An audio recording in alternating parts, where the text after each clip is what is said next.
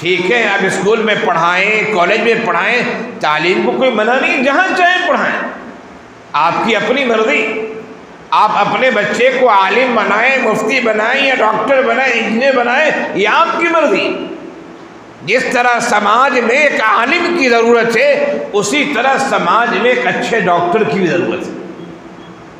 जिस तरह समाज में अच्छे मुफ्ती साहब की ज़रूरत है कि वो मसले मसाइल बचाएं, उसी तरह हमारे समाज में अच्छे इंजीनियर्स की भी ज़रूरत है कि वो इस्लाम के लिहाज से घरों का नक्शा बनवाएं, बचाएं।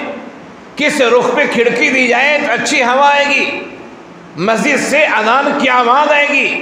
हमारे घरों में टॉयलेट कैसे बनाया जाए कि किबले की तरह हमारा रुख नहीं होना चाहिए, ये कौन बचाएगा? ये मुसलमान इंजीनियर बचाएगा, दूसरा नहीं बचाएगा।